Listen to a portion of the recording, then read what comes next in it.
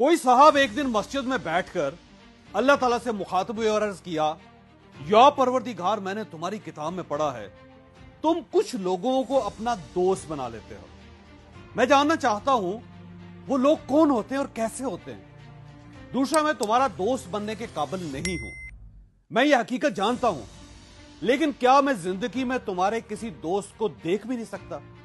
क्या मैं इस काबिल भी नहीं हूं? वो ये कहते कहते उठे, जूता पहना, मस्जिद से बाहर आए और घर की तरफ रवाना हो गए। उन्होंने रास्ते में देखा चंद बच्चे फुटबॉल खेल रहे हैं। वो गली के गरीब बच्चे थे और वो कहीं से कोई फटा पुराना फुटबॉल ले आए थे और वो उसे गली की एक साइड से ठुड्डे मारना शुरू करते थे और दूसरी साइड तक ठुड्डे मारते चले जाते थे। वो साहब बच्चों के करीब खड़े होकर उनका खेल देखने लगे। खेल देखते देखते उनकी नजर एक बच्चे के पांव पर पड़ी। बच्चे के जूते फटे हुए थे। उस बेचारे बच्चे के पांव का पंजा भी बाहर था और एड़ी भी नंगी थी, लेकिन वो बच्चा इन फटे जूतों के बावजूद खेल रहा था। उस साहब को उस पर तरस आ गया।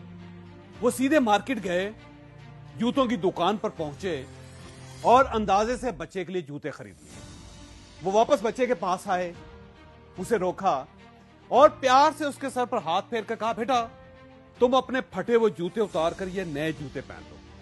बच्चे ने खुशी से नारा लगाया। उसने पुराने जूते उतारे और नए पहन लिए। जूते उसको पूरे आ गए थे। वो साहब मुस्कुराकर जाने लगे तो बच्चे ने उन्हें रोककर कहा, क्या आप मेरा एक काम करेंगे? साहब ने जवाब दिया, हां क्यों नहीं, करूंगा। बच्चा बोला, आप मेरी तरफ से अल्लाह मियां को थैंक यू कह दीजिए। साहब ने हैरान होकर पूछा, क्या मतलब? मैं समझा नहीं। बच्चा बोला, मैंने रात सोने से पहले अल्लाह मियां से कहा था, ए अल्लाह मियां, दुनिया में तेरे इतने दोस्त हैं, क्या तुम अपने किसी एक दोस्त को मेरे लिए जूते देकर नहीं भिजवा सकते? और अल्लाह मियां ने आज ही आपके हाथों जूते भिजवा दिए। ये सुनकर उन साहब की आंखों में आंसू आ गए। उन्होंने बच्चे का गंदा सा हाथ पकड़ा और उसे पागलों की तरह चूमने लगे। वो बार बार कह रहे थे, या बारी ताला, तुमने मुझे अपना दोस्त बना लिया, मैं तेरा दोस्त बन गया। वाह बारी ताला, दुनिया में इससे बड़ी क्या नेमत हो सकती है। आप याद रखें, आपके दिल में अगर गुजरते गुजरते किसी नामालूम शख्स, किसी अजनबी इंसान की मदद का ख्याल आ जाए, आपका दिल अगर अचानक चाहे कि आप अपनी गाड़ी रोककर किसी को सड़क पार करवा दें, किसी मरीज को दवाएं खरीद कर दे दें, किसी भूखे को खाना खिला दें, या किसी बच्चे को कपड़ों या जूतों की दुकान पर ले जाकर उससे जूते या कपड़े ले दें, तो आप प्लीज प्लीज उस ख्याल को इग्नोर ना करें। आप इस पर फौरन अमल करें, क्योंकि यह ख्याल, यह गुमान अल्लाह सिर्फ दो किस्म के लोगों के दिलों में डालता है। उनके दिल में जिन्हें ये अपना दोस्त समझता है, या फिर उनके दिल में जिन्हें अल्लाह ने अपना दोस्त बनाना होता है।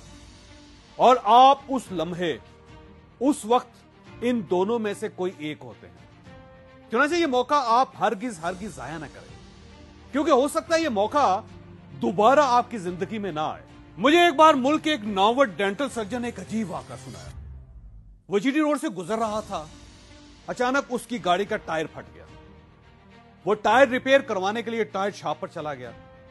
टायर शॉप के साथ एक बूढ़े डेंटिस्ट की छोटी सी दुकान थी। डॉक्टर उस डेंटिस्ट के पास बैठ गया और उसे अपना तारफ करवा दिया। डेंटिस्ट खुश हो गया और उसने उससे कहा कि मेरे मरीज गरीब लोग होते हैं, ये 500-600 रुपए भी बड़ी मुश्किल से अफोर्ड करते हैं।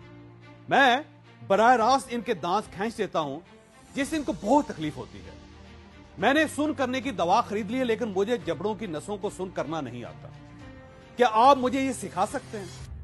डॉक्टर साहब ने सिरिंज मंगवाई, दवा भरी, उसे दवा की मिकदार के बारे में बताया और उसे मुंह के अंदर इंजेक्शन लगाने का तरीका सिखा दिया। वो उसे टायर रिपेयर होने तक ये प्रैक्टिस भी कराते रहे।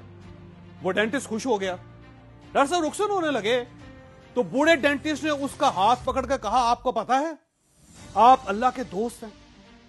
डॉक्टर साहब हैरत से उसकी तरफ देखने लगे। वो बोला, जनाब मैंने रात ही अल्लाह से दुआ की थी, या बारी ताला, मेरे मरीजों को बहुत दर्द होता है, अगर तुम्हारे दोस्तों की फहरिस्त में कोई डेंटिस्ट सर्जन मौजूद हो तो क्या तुम उसे थोड़ी देर के लिए मेरे पास भेज सकते हो? और अल्लाह ने आपको अगले ही दिन मेरे पास भिजवा दिया। आप अल्लाह के दोस्त हैं। आप कभी इस दोस्ती का भरम ना टूटने दीजिए।